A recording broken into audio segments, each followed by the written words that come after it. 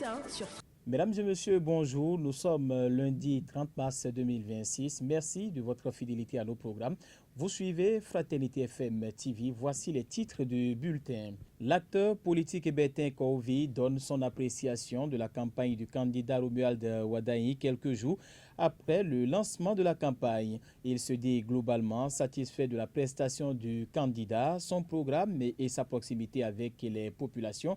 Vous le suivrez. Et puis ouverture ce lundi au tribunal de première instance de première classe de Parakou du procès Faisal Lorou, un étudiant de 25 ans retrouvé mort au quartier Nima Parakou le 19 mars 2024. Aussitôt ouvert, l'audience a été reportée au 27 avril de la même année en cause l'absence des avocats de la défense. Les précisions sont également à suivre. À suivre bien d'autres informations au plan local et national, les nouvelles sportives et l'actualité sur le continent. Voilà pour les titres, mesdames et messieurs. Installez-vous pour suivre le développement. Pratiquement un an et demi après, le procès de Faisal Lorou semble loin de livrer son verdict. Reprise ce lundi 30 mars, l'audience du jeune étudiant de 25 ans retrouvé en novembre 2024 au quartier Nima, dans le 3e arrondissement de Parakou, a été renvoyée au 27 avril 2026. La décision a été prise ce lundi 30 mars par le tribunal de première instance de première classe de Parakou et ce report s'explique par l'absence des avocats de la défense. À la barre, 6 accusés ont comparu tandis que 2 autres convoqués dans le cadre de la procédure étaient absents. À l'exception les prévenus présents ont refuté l'idée d'être jugés malgré l'absence de leur conseil conformément aux dispositions légales. Dans ce dossier, le parquet a retenu la qualification d'assassinat.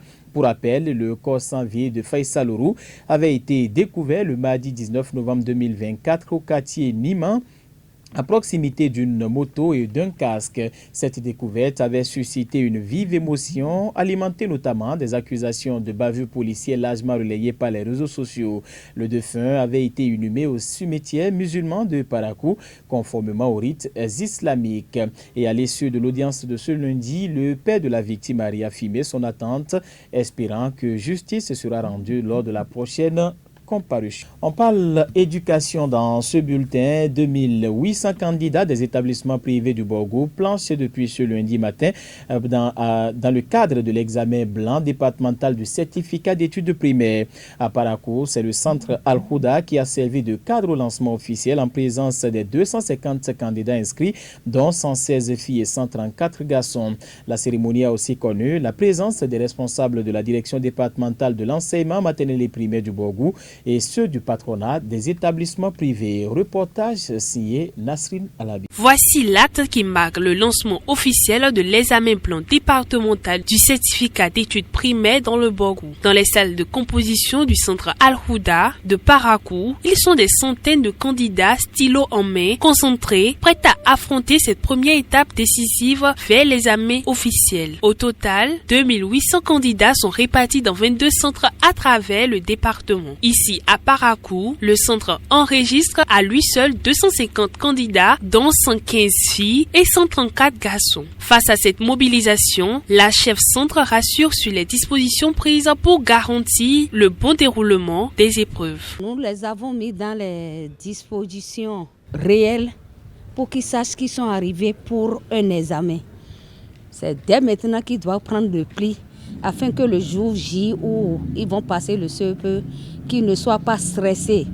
Toutes les conditions sont réunies pour qu'ils puissent bien travailler et les épreuves sont abordables. Sur le terrain, l'atmosphère est calme, studieuse. Surveillants et encadreurs veillent au respect des consignes pendant que les candidats s'appliquent à donner le meilleur d'eux-mêmes. Pour le coordonnateur du patronat des établissements privés du Borgou, cet examen blanc va bien au-delà de simples tests. Il s'agit, explique-t-il, de plonger les candidats dans les conditions réelles de l'examen officiel, afin de les préparer à mieux gérer le stress, le temps et les exigences académiques. Nous avons enregistré 2800 candidats à travers le département et ils sont répartis sur 22 centres.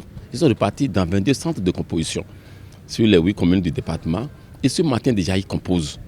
Nous allons prendre les dispositions pour que d'ici le jeudi, on puisse démarrer la phase de correction de l'examen blanc. Au thème de ces examens, nous allons démarrer la phase de rémédiation qu'on appelle donc le renforcement, les révisions, pour que les enfants puissent réussir non seulement en quantité, mais aussi en qualité. Procédant au lancement officiel des épreuves, le chef service de l'enseignement maternel et primaire du Borgou, représentant le directeur départemental, a salué l'initiative des établissements privés. Il a mis en lumière leur contribution significative à l'amélioration des résultats scolaires dans le département, tout en encourageant la poursuite de telles actions au profit des apprenants. La part du privé n'est pas négligée. Sur toute l'étendue du département, le nombre de candidats qu'ils nous fournissent, que les écoles privées nous fournissent, tourne autour de 2000 candidats. Vous voyez, c'est important, 2000 enfants pour la nation, je pense que c'est important. Et nous savons la rigueur avec laquelle les privés travaillent. Je ne dis pas qu'il n'y a pas de la rigueur de l'autre côté, mais il y a des facteurs qui favorisent l'amélioration des résultats dans ce sous-secteur de notre système. Et c'est cela qui, à la fin, montre le bon résultat qu'ils obtiennent très souvent. 3 jours durant, les candidats seront évalués avant la phase de correction, jugée déterminante pour apprécier leur niveau réel. Une initiative qui visiblement s'inscrit dans une dynamique On parle politique pour refermer ce bulletin et dans le cadre du scrutin présidentiel, la Cour constitutionnelle forme ses délégués électoraux dans le Borgou. La formation a démarré depuis ce matin dans la salle des fêtes de la mairie. Elle concerne les délégués d'arrondissement, les délégués communaux et les délégués départementaux. Après Parakou, l'équipe de formation se rendra demain à Niki, puis mercredi à Bembereke pour le même exercice. Pour rappel, ces délégués électoraux seront les représentants de la Cour constitutionnelle dans les postes de vote le jour du scrutin. Et quelques jours, justement, je vous l'annonçais dans les titres, après le lancement de la campagne électorale, les premières appréciations faisaient déjà dans la classe politique.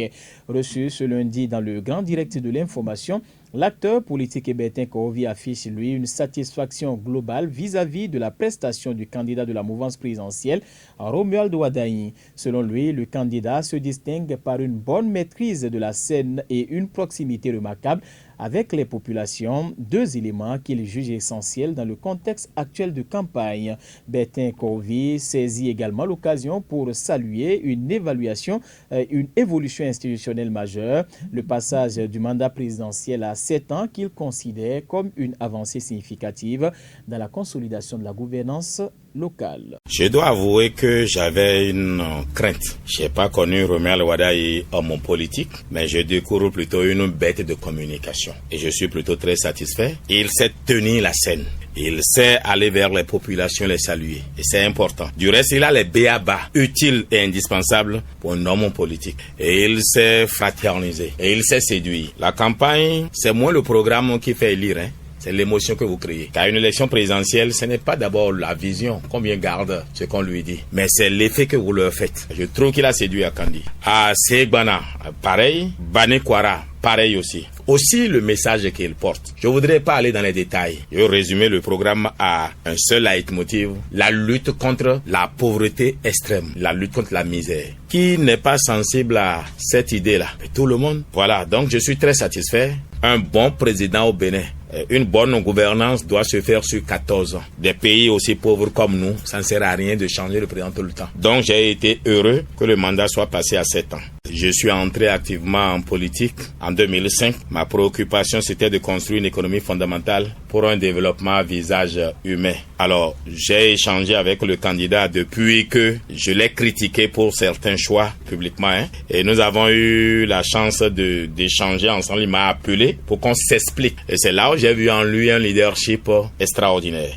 Parce que quand vous critiquez quelqu'un dans les termes que j'ai utilisés, vous me connaissez. Qu'il vous appelle, qu'il s'explique, sans animosité, difficultés. Et curieusement, c'est son actuel directeur de campagne qui avait été l'entremetteur, Hassan Seibou. C'est lui qui a tout fait pour nous réconcilier, du reste pour nous permettre de parler, d'échanger nous deux. J'ai vu en lui quelqu'un qui peut être un chef, qui peut être un leader. Donc on a échangé sur l'économie fondamentale, il m'a beaucoup parlé. Et je ne le flatte pas, parce que vous savez, nombreux vont venir commencer par parler de lui au superlatif. C'est pas ça. Moi, si c'est mauvais, vous direz que c'est mauvais. Quand il y avait des choses à lui reprendre, je l'ai dit. Et la CAN 2027 pour terminer, les 2 premiers qualifiés du tout préliminaire sont connus. Malgré l'incertitude qui plane sur la tenue de la Coupe d'Afrique des Nations, la CAN 2027, 2 équipes ont validé leur billet pour la phase finale après avoir passé avec succès l'épreuve du tout préliminaire. Il s'agit du Soudan du Sud et du Lesotho. Les Sud-Soudanais ont validé leur billet malgré leur défaite 1-0 ce dimanche à Juba. Ceci grâce à leur succès 4-0 du match aller. Le Lesotho, quant à lui, a renversé les Seychelles 2-1 au Toyota Stadium de Bloemfontein en Afrique du Sud pour l'emporter sur l'ensemble des 2 rencontres après le 0-0 du match aller.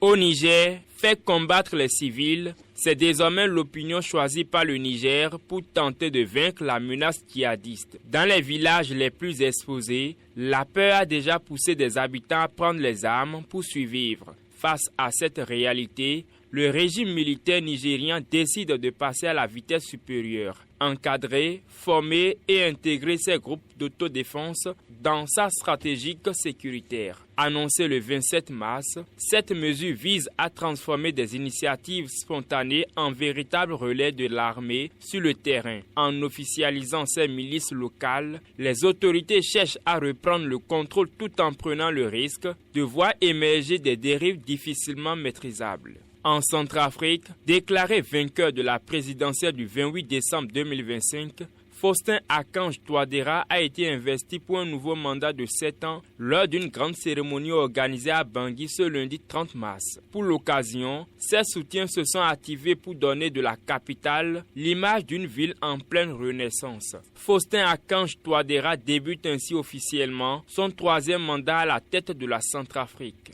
Voilà, mesdames et messieurs, ainsi se referme ce bulletin de l'information. Merci de votre fidélité à nos programmes. On se retrouve demain mardi pour un nouveau numéro.